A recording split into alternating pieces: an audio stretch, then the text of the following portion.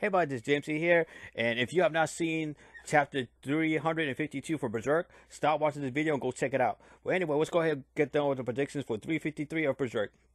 Now, of course, last video I didn't really think that the chain broke from Hound Guts, but it actually did. So here's the picture for it to prove it. Now, what's probably going to happen is that I think the Hound Guts is going to fight against most of the apostles in Casca's mind, and then the fight's going to get up against that and the big hawk demon that represents Griffith.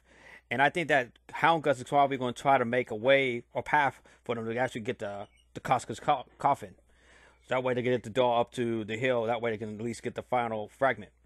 But anyway, I think what's going to happen is that Shurikei is going to have to use her magic to influences of the Hound Guts in the Berserker armor. That way it doesn't pose them as an enemy.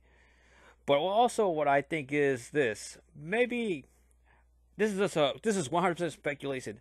Maybe Moonlight Boy may appear to at least help out or something like that, because he always does appear when Guts is actually needs help. I mean, in the Sea God, when the Moonlight Boy is actually helping him get out from the Sea God, he did say that you always appear when I actually are in trouble. Even though it's not the actual Guts, it is representation of Guts. It could always still happen that Moonlight Boy may make an appearance. But also, I think as well, for not just this chapter, for the future chapters as well, I think the Casca arc, or the Mind of Casca arc, is going to be all tied in the 40th volume. I think all of it's going to be tied in that one. But also, when I was rereading this chapter as well, because there's really nothing else to really talk about afterwards, man, except for Casca getting up there and they see exactly who's in there.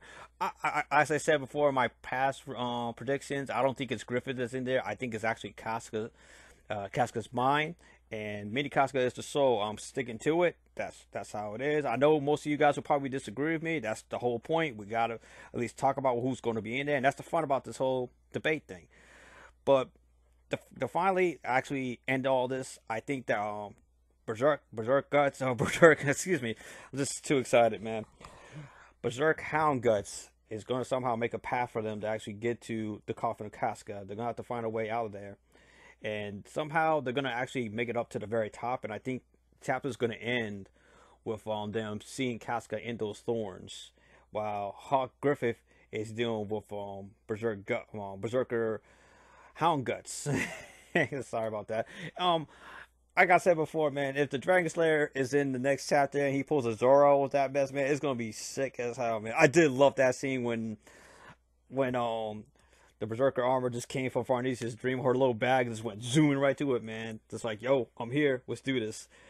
That 2-pager, man. It's still awesome, man. It's a lot of people wanted that dark art, man. A lot of people wanted that dark fantasy, and guess what? It is here. It is finally here, man. But let me know what you guys think, man. Also, I am also going to do a video on volume 40 for Berserk. After I got done talking about the Casca arc, maybe just be part of this volume. So let me know what you guys think. Later.